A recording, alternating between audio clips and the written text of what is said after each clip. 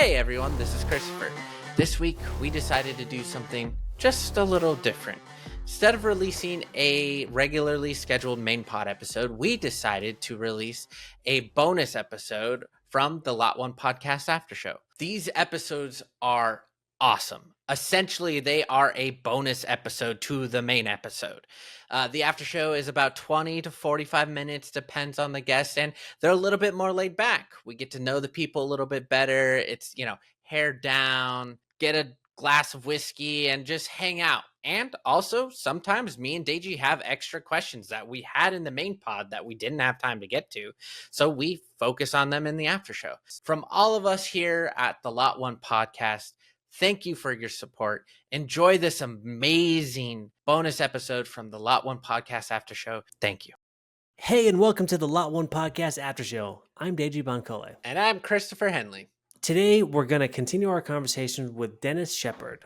My buddy, my actor friend, my favorite person in the world. We're going to get into topics like finances, craziest thing that we've ever seen on set, waxed asses, and also working with Josh Hartnett. So, let's get into it.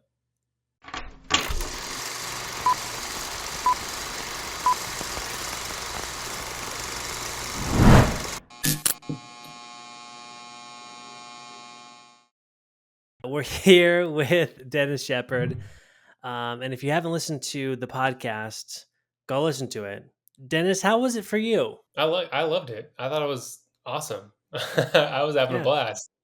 I was like, I hope these guys are enjoying this. I'm talking way too much. No, it was great. I loved it too. It was awesome. I always feel weird asking that question, how was it for you? Because it reminds me of it's like you roll over and you look over to your partner and you're like, yeah, how was it for you? It's like, yeah, Deji, you know what? You didn't roll over and ask me. You didn't ask me how I thought of the podcast. You're right. I just rolled over and went to sleep. All right. I'm glad you guys had fun.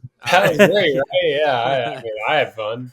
I want to know what's your social security number? Exactly. What's your bank account number? All the juicy social security number to so many people. I'm it's so floating. bad. Yeah. So you can't become famous because someone else. My identity is out there. I've been scammed way too many times.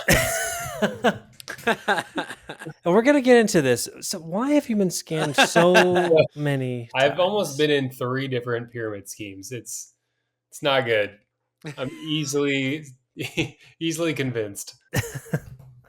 I don't know if I want to dig into that. I don't. We do our side hustle now, Deji. Okay? Don't dig into it. No. You've been acting for a long time. How long have you been acting for? I would say over 10 years. For the aspiring actors out there, what can they expect to make? Like financially? Money. Financially. Is this something that this is the tea? I'm asking the harder questions now, and I'm going right into it. Give us your social. Your social security. Tell us your bank details. What are your residuals? Let's go. Yeah, come on. Yeah, what can they expect to make? Nothing. Okay, good. Yeah, expect to make nothing. I'm telling you, there are so many opportunities out there to make a living doing other things that fall under the umbrella of acting. You can work background, you can work as like an extra for a commercial or for a TV show.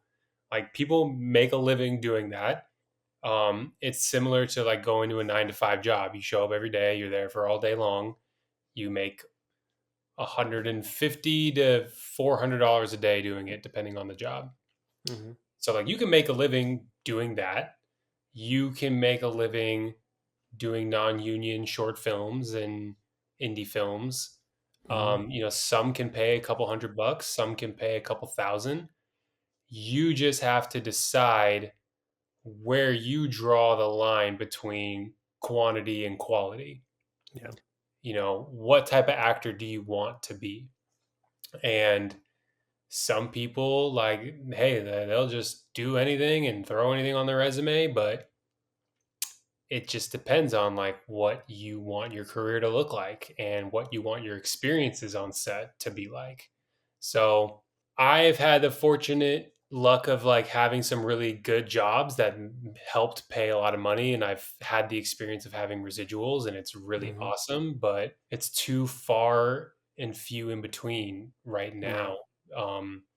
With just the different things that are going on, whether it be the strike or COVID or whatever. It's just the thing I would say for actors before they're gonna like get into it, I'd be like, go find a day job and do not quit it until someone literally forces you to stop showing to work.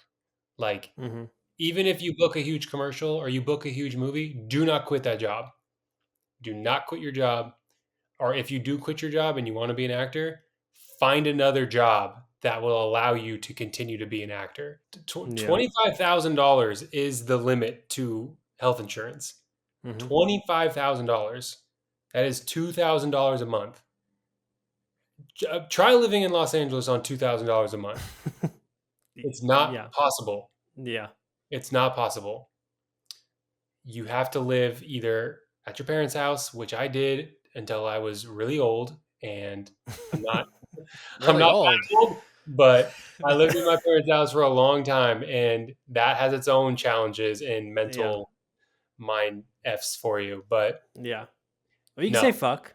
Yeah, a lot of mind fucks for living at your parents' house. You think, that's also my parents' house, but no, you'll just go insane. So don't do that. You're saying work a job that supports you financially, so then that way when it is time to make the jump, if you ever get to that point, you can. And physically you are unable to work that job anymore because of the acting thing, because things are so good that they need you every day on set. You finish one job and you think the next jobs are on the corner. It's not. It's just like a sad way to look at it, but you just have to prepare yourself for the worst and pretend like they're never going to call you back. Cause like every time I got to a point where I'm like, oh my God, this national commercial, like I got checks going up every week.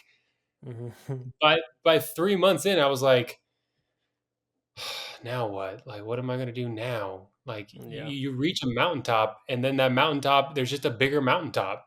It just never ends. And as you get more successful, you have to pay for more stuff. You got to pay for new headshots, new footage, new publicists, new meetings, new agents, new managers, new clothes, new headshots, new fitting. It's just like, it never ends. The competition gets harder, the people get better, and the stuff gets more expensive. It's like, it's a constant investment into yourself. So find other ways to make money. Okay. I mean, similarly, it's interesting because I just like made me have like a flashback, PTSD flashback too, because in terms of like right now it's a little different because of the consolidation and the streaming bubble popping and stuff like that. It's a different environment than it was 3 years ago, right? Yes. Or like pre-pandemic. Yes. So it is a little bit different. I've had this conversation with some of the people I get some gigs with occasionally, of like, I was working more during the strike than I have been post strike. And during the holidays last year, I was getting jobs, even some jobs with Deji, almost like left and right while still working my day job. So it was like a huge influx of cash for me. And I was like, great, this is going to continue. Like, there's no way that this is going to die. And like, once you get past the Christmas slump, like it's, and they're saying the strikes are ending and it's going to blow up and like all this stuff. And then like January came around, nothing. I've worked, out of all those new connections I've made, I have worked one gig, one day on a set, and that was like 3 weeks ago. That's it, since the new year. Now imagine you quit your job. Prior to that. I was gonna get on the track of like, I literally lowered the amount of days I work at my day job because I was like, I'm just too busy, I can't. And then you include Lot1 stuff and it just getting busier in general. Like, it was just like, it's time. I will get rid of it. I was not dumb enough to get rid of it, but it was like, it's time to like start pulling back. And then sure enough, 4 months later, I'm just struggling to get back that extra day just to survive. And it's like, holy, like, Yeah.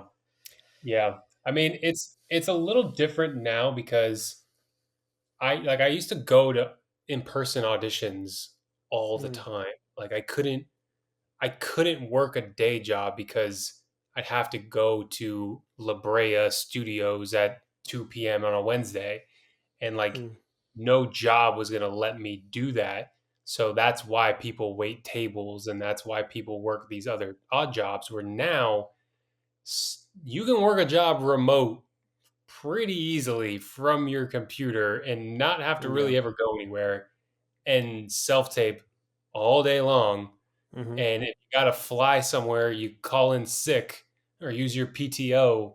Mm-hmm. It's just like there's so much more flexibility and also kind of like grace when it comes to both sides, production and 9 to 5 kind of work Yeah. life. It's like you put up a little bit of a wall of like, hey, like I don't feel comfortable sharing this. They're like, okay, sure, yeah, whenever you can come to work, as long as you're here, we. And that's actually the other thing is if you get your work done and you're a great employee, they're gonna give you some leeway. They're not gonna want to lose you. yeah, I always say make yourself so valuable that you can essentially Exactly. get anything you want. Yeah. Exactly, man. Exactly. It And then sounds so like old of me, but I tell some of the younger coworkers that I have at my day job about that, and I'm like, just make yourself super valuable, become friends with the manager, tell them about your life, and they'll understand it. They'll yes, do, yes, man. yeah, I think inherently people want to help each other. Mm-hmm. And I think that if you continue to put your best foot forward and like you show up and you're reliable and you have integrity and you're consistent, like you're a boss's dream. And I think nowadays, like you just said, that makes you feel old saying that, but that is like a very common and like grounded attribute of yours that people that's like lost on people now. Mm. It's like the fact that showing up and being a good person and being a consistent employee is like an old saying, like an yeah, old wise tale. Like, yeah. oh, whoa, like what? Any job you go to is gonna suck. I'm sorry. Yeah. Like any Yeah. career Yeah. you go to, it's gonna Yeah. Oh, suck in the I don't beginning. like my job, but I make myself valuable enough. You know, Yeah. like any career. If you want to go But be an even in actor, film too. Yeah. film. Any Yeah. any any film job is gonna suck, and it's gonna Yeah. suck a lot in the beginning, and then like eventually you'll get to the point where you like your job because you're doing things that you have more power, you have more responsibility, you're more invested. So it's like I have more of a heart into it.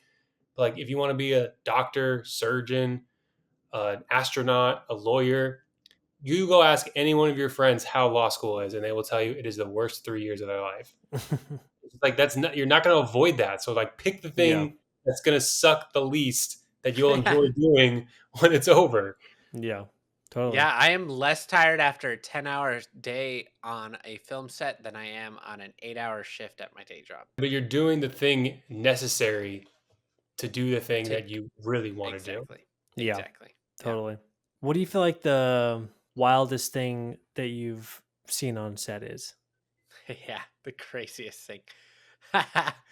So I had one scene in the script. It said that like I pull my pants down and like become completely nude. Like Oh, that's like what it nice. reads in the script. Like girl comes up to him, kisses him, drops his pants, and it says like, it says full frontal essentially is out. Hmm. Um and I showed up to set. I was like talking to wardrobe. Are you going to drop the link to where this is for the Yeah, audience? yeah, yeah. I pull up to wardrobe and they're like fitting me for something, and they're like, I jokingly was like, oh, that one scene though, what are we gonna do about that? They're like, oh yeah, well, as long as it's not, if it's as long as it's from the behind, we're allowed to show it. If it's not full frontal, you can do nudity from the back essentially. And I Hmm. jokingly was like, oh well, I don't know how that's gonna look because it's I'm pretty hairy, and like as a joke, and she laughed, and then like a couple hours later, I got a text from a producer that was like, "Hi, he's checking in about your hair on the back we need you to shave that before you come to set. So I was like, are you serious? I basically had a producer text me to shave my ass before I come back to set. So that's good. I went and was like calling places like, do you guys wax male butts? And they're like, no. They're like, no, dude, we do not do that. So what's the difference between a male butt and like a female butt? Tell me. Tell me. I would like to know. More hair. It's like, it's too taxing on our workers. They can't handle it. That much hair. It would have been like the scene from 40-Year-Old Virgin. Yeah, right. Yeah. But long story short, I got the set and they switched it. They changed the scene from take your pants off to put your pants back on. So I start the scene kind of with my pants down. They shot it in a way that it was like blocked. So I was wearing like nude color underwear. So it looks like I'm pantsless and I like pull my pants up. So for like 2 weeks though, my hair was like growing back in from like my backside and it was like, it hurts. That's hilarious. I can only imagine what it was like being on the producer side where he's like, or she, like, how do I say this? How do I say this? I could have sworn I saved that text message, but maybe I'll find it and I'll send it to you. That's funny. Chris, what about you? What's the wildest thing that's happened to you on set?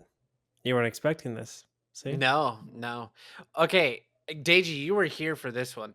I was? Because not a lot of like wild things. I've had a lot of like in the moment, like we got to solve this issue things. But I think the wildest thing, because I really haven't had a lot. I guess I'm just not in those situations. I don't know. Or I'm just so serious because I'm always producing that I'm like, I just don't think about it. We're shooting that K-pop music video thing on the LA River. It was like, 4 in the morning? Oh, yeah. Okay. 4 in the morning on the LA River, and the permits expired. So the cops left to protect like the set. And we were still shooting because they didn't get everything they needed. And because LA is just LA and there's filming happening all the time, people love to just mess with productions if they can. And some of them, especially ones that are a little bit more dangerous, like to threaten productions. And these people roll the middle of a take. These people roll up in a white BMW on the LA River because the cops just left. They didn't say anything. They just left. And they rolled up. And I remember like, because they were like getting really close to the actors. So I like tried to stop them. Like I'm a PA. And like, I don't know if you were there, Deji, but like some other people tried to stop them too. And they stopped them. Yeah. And then they started threatening the producer and being like, well, you should pay us to leave. Like, why do we have to leave? Like, let us be in it. And these are like young girls. It's a music video. They're not dressed the most like conservative way. Like, so I was like, oh, this is going to turn bad real quick. And they just like refusing to leave. And they just start threatening. And in that moment, I was just like, I'm not being paid enough. I'm going to walk away. And I like walked away as far as I could, still on set, but like far enough away where I was like, there's nothing I can do to help this situation. And my life is not worth the money that I'm getting paid. I'm gone. They left, but it turned very dangerous very quickly. Yeah, that was kind of yeah. I was working on a movie in the like Palm Desert. It was a movie, it's lower budget, a lot of like not first time actors, but like actors who had like this is like the big thing they've done so far. And there was this one actress who was really like, I don't know, she was like kind of getting into this role, and there's a scene where she had to go to the bathroom, and she was like in the bathroom with like another actress, and the bathrooms, this house was not a real house. There's nothing in the house. It was like a house that was like either getting sold or something like that, and they just so happened to like, get this house, and they built a bunch of sets and like had a bunch of rooms that were like like, well, this is all the wardrobe and all the props, and they were like messing around on set, and then there was like this really big safe, like one of those like big safes, like maybe a gun safe or something like that. And they were like messing around, and she like goes in the safe, and then like one of the other actors like closes it, and then they can't open it. And so like this girl is like stuck in a safe for like 30 minutes, and nobody had knew the key, Oh nobody had the code. my And God. so they're trying to get it open, and they like somebody finally like had to drive from somewhere and then come back and to like open this code. What? And then she finally gets out, and then she's like crying and all this stuff. And Jeez. it was just like there's like kind of one thing happened after another in this Was it in a this- non-union set? Oh yeah, 100%. Yeah. That's- Yeah, I mean there's no way that this is yeah. There you go. That's the risk you run. Yeah. Today's episode is brought to you by Saturation.io. Saturation is a modern, cloud-based budgeting and expense management platform built specifically for filmmakers, producers, and production teams. Designed by industry professionals, it helps streamline financial workflows for films, TV shows, commercials, and so much more. With real-time collaboration features, customizable budget templates, and automated expense tracking, Saturation eliminates the need for clunky spreadsheets and outdated software. It supports seamless imports from tools like Movie Magic and offers powerful insights and controls without that learning curve. So, whether you're managing a small indie film or a multi-million-dollar production, Saturation gives you clarity, accuracy, and control all in one place.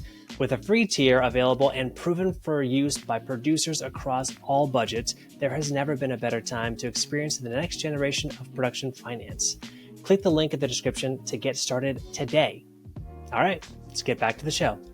It's kind of strange how, honestly, you could probably argue that a film set could be the most dangerous place on planet Earth. Like, things Yeah. can go so wrong so fast, and Mm-hmm. it seems to be the place where people can be the most vulnerable, and like you have no idea what is about to happen when you show up. Like you could be naked, bent over, someone's doing something to you, and it's just like, all right, go, and just like, how do I get myself into this situation? Yeah.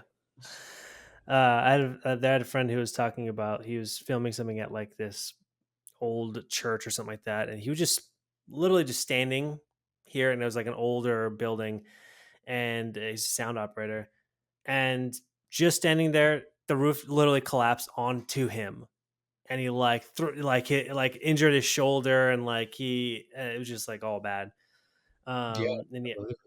And just, I mean, it was like no warning. It's just like the roof literally just collapsed on him, So just like random shit like that. Unfortunately, I think that was a union shoot, and he got like workers' comp and stuff like that. But Nice. obviously, you don't want to be getting fucked up on set for no reason or at all, even if there is a reason, I mean, I had a scene where I was like crying, and like my girlfriend just died, and like my Mhm. dad comes up and like picks me up, and like I'm like, I won't get off of her, and he's like, come on, let's go, and he like grabs me, and he kind of like throws me to the car. Mm-hmm. And this guy used to be in the NFL, like an NFL linebacker, like he's like Okay. a big, strong guy that plays Yeah. my dad, Yeah. and his name's Matt Battaglia. You can look it up. He's a man. Yeah. We did this scene, this take of me crying Yeah. over this girl and him throwing me. We maybe did it 35 times. Oh my God. He was just throwing me take after take into this grass mountain, like little like hill. It was like uphill. So like throwing me into the hill.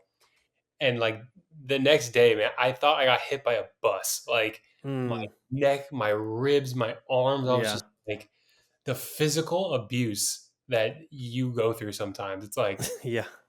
acting. I tell people all this time, you can equate it to like slow torture. Like Yeah. the tedious, minute little things that you have to do again and again and again and again and Yeah. again and again. It's like it takes like a serious like mental capacity to like not go psychotic. Yeah. Like the ideas of taking like, doing 100 takes to get it like just perfect. Not something I particularly like. Subscribe to. Yeah. Yeah. I did my own fight scene for this short film I just did, and my elbow still is not the same. Like Oh, really? my elbow hurts just anytime I rest it on something, but I can't figure out what I did wrong. Because like I can move it. When I did you got when did you do the short? in March. Damn. So whenever I lay, like whenever I just kind of rest my elbow, like if I'm like doing a plank or something, Yeah. it's like it's Oh. just I don't know if I'll ever be the same. This is why you have stuntmen. Okay, speaking of well, this is no segue. There's no segue to this. How So was it? speaking of the economy, Speaking of the economy, what was it like playing a younger Josh Hartnett on Paradise Lost? Oh man, it was a dream come true, man. That Yeah. guy, it's the most serendipitous thing that will ever happen to me, and I grew up his biggest fan, Mm. and I idolized that guy, and everyone used to tell me I looked like him from the time I was like 10. Wow, that's cool. That was like an ongoing joke. Was like kids at school would call me Josh. This one guy would be like, "Yo, what's up, Josh? You look like that guy, Josh Hartnett." And he was like 40 Days and 40 Nights, Pearl Harbor. Like he was one of the biggest movie Yeah. stars. Yeah. So when I got cast in this show, I did not know it was to play his younger self until Mm. after I got the role. They Wow. announced on Deadline that he was the lead, and I put two and two together. I was like, I could not believe this was happening. So the whole time before I flew out there, I was like, he is your coworker. You guys are peers. You cannot fan out over this. You got to play cool. Like, play Yeah. cool. Like, I didn't know how long I was going to be there for. At the time, I thought it was only Yeah. one episode. It ended up Yeah. being 4 months of me being out there. Wow. So, I got a text from Where'd they shoot this, by the way? Baton Rouge, Louisiana. Oh, okay, got it. Okay. Yeah, right next to LSU's campus. Nice. So I got a text from the showrunner and one of the executive producers, and they were like, because I was like, I kind of want to meet him. Like, we got to talk story, we got to talk character. Like, what's he thinking? We're the same thing. So I got a text from the showrunner and the executive producer, and they were like, "Hey, Dennis, like, so excited to have you. Would love to set up a dinner for you and Josh on set. Like, can you get to set tomorrow?" And I was still in Los Angeles, and I was like, I am in LA, but like I'm flying out tomorrow. And they're like, "No worries. Like, we'll schedule a dinner for you guys." Mm. So I'm just like, my heart is like, yes, I'm gonna meet my idol essentially. Yeah. And I got to the hotel, the Marriott, and where I'm in the gym, and I'm like bright and early. I'm like working out, like on the treadmill, walking. I like got my like University of Arizona shirt on, and I kid you not, 2 minutes into me being in the treadmill, I turn around and Josh Hartnett walks in, and Wow. I turn and I look, and I was just like, "Oh my god, that's him!" Like, he walks right up to me and he looks at me and he's like, "Hey man, are you playing the younger Yates?" And I was like, "Yeah." He's like, "What's up, man? I'm Josh. Nice to meet you." And I was just like, "Oh my god."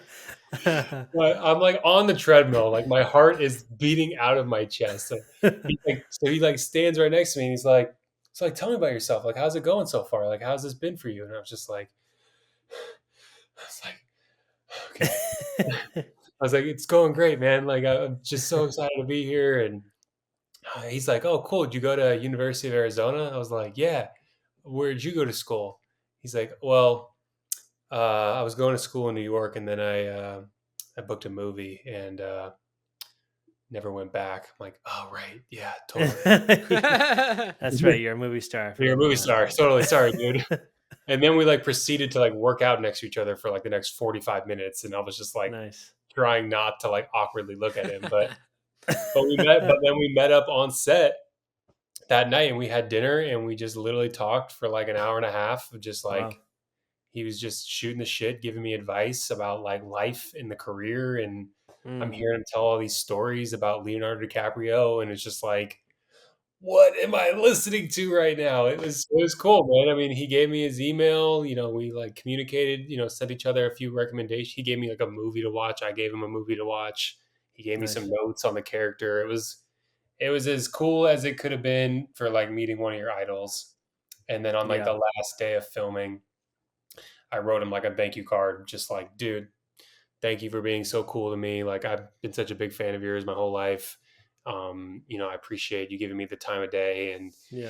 And he was very receptive of it. And that was that. Never saw him again.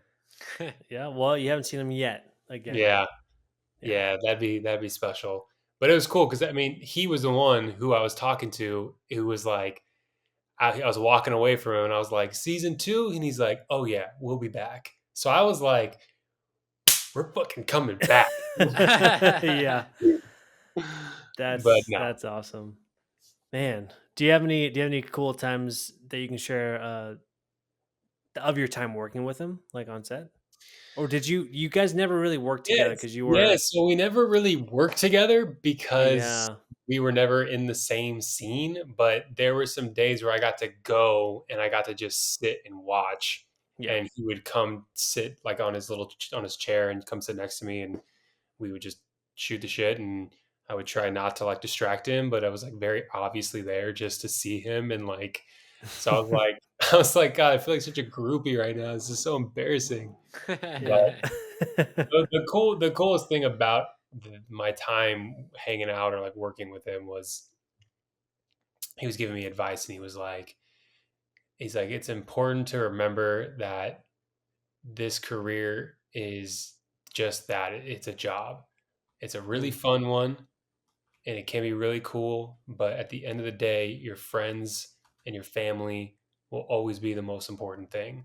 Like, do not ever lose sight of that or get caught up in the job.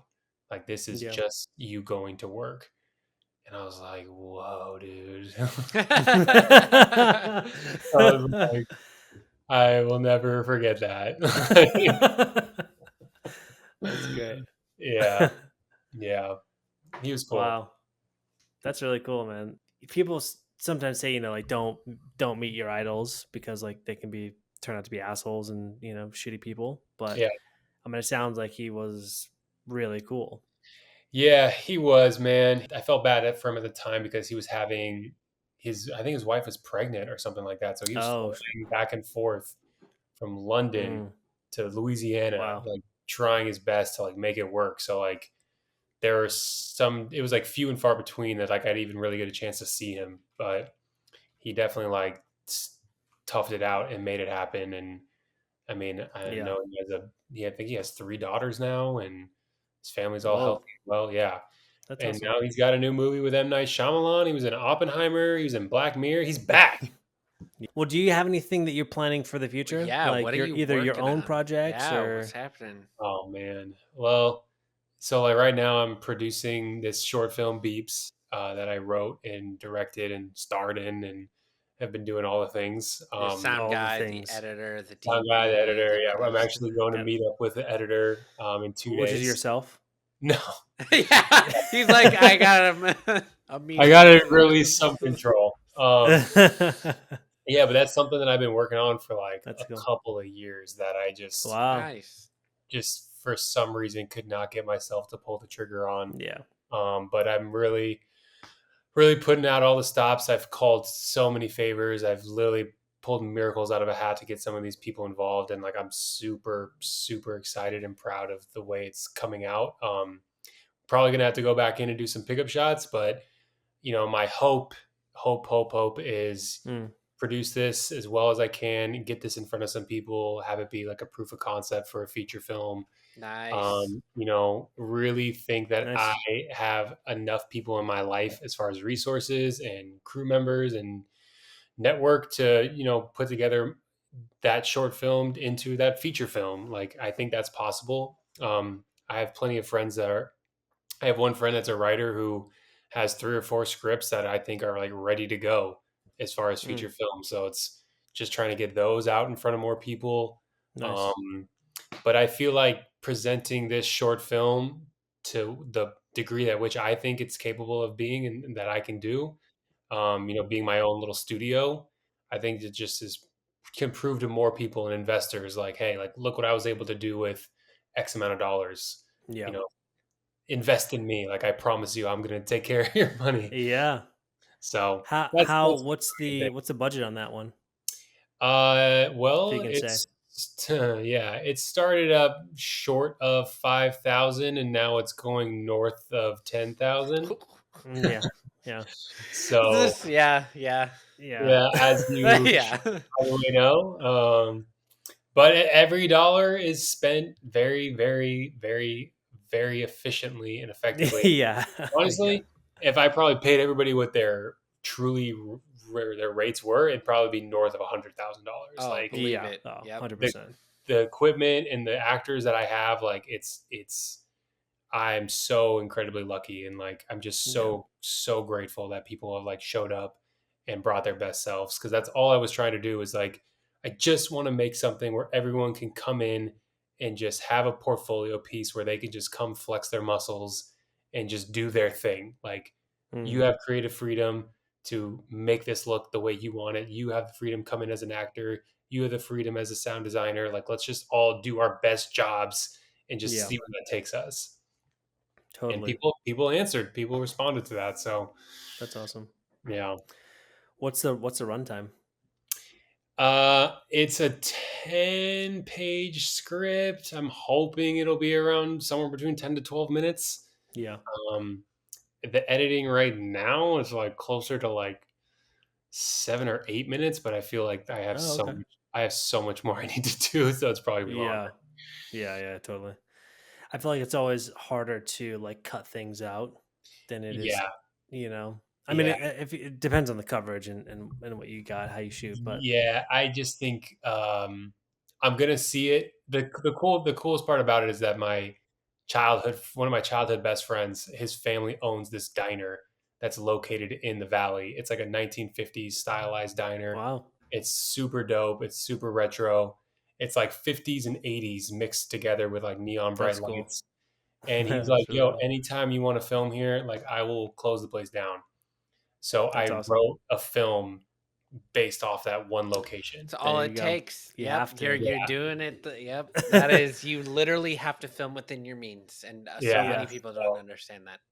So one thing is that restaurants and production sets, they do not mix well together. Not quite. So we ran out of time, and we're going to need to go back in and get a few things. So like right now, I'm trying to edit it as closely to the finish line as I can. And then like, let's go get a couple extra shots. Let's see what else we can get. Nice. So that's where it's at. Awesome, man. That's great. Well, I do definitely want to, touch base with you guys or with you later, just to see what else is going on, what else you got, what else is happening and stuff. Certainly, man. Certainly. But for people at home, where can they find you? Yeah, find me on Instagram, Denis Shepherd. That's kind of my main hub. I have a Twitter. I don't think I ever go on it anymore. But yeah, you mean X? Yeah, X. I don't think I will ever call it X. I think I'll delete the app before I call it X. I'm that close to deleting it. It's such a wasteful place. But yeah, Denis Shepherd on Instagram. Got it. Okay. Sweet. Beautiful. If there's a place, is there any place where anybody can see your work? Is it? Ooh. His IMDb, because he's that famous. Yeah. IMDb and Instagram and the Google machine. A little bit of YouTube. Machine. Yeah. Okay. Yeah, but I got to work on that. I got to work on putting together a website. That'd probably be helpful. Yeah, it's always nice. I don't have one, so I can't help anybody. Yeah. So maybe by the time that this comes out. Yeah, honestly, probably. That's kind of on the schedule. I probably should get that going. Yeah. All right. Well, thanks so much again for joining us on this podcast, this after show. Thank you so much. A lot of cool stories, and I'm looking forward to hearing the stories in the future, the even cooler ones. So yeah, hopefully see. I mean, hey man, every year something crazy happens. So let's check in again in a year from now. Yeah. Let's do it. All right, man. All right. Thanks, Dennis. Thank you so much. I'll talk to you soon. Bye. Bye. That's a wrap for the Lot1 Podcast After Show. Huge thanks to Denis Shepherd for going deeper with us. Connect with us on Instagram, TikTok, at the Lot1 Podcast. That is the Lot1 Podcast for exclusive behind the scenes content. And hey, we're always open to more listener mail and questions. Check out Lot1 Productions at lot1productions.com. Again, that's LOT1 Productions.com for the latest updates on all of our projects. Until next time, stay creative, dream big, and remember, sometimes all you gotta do is trust the process. See you in the next after show.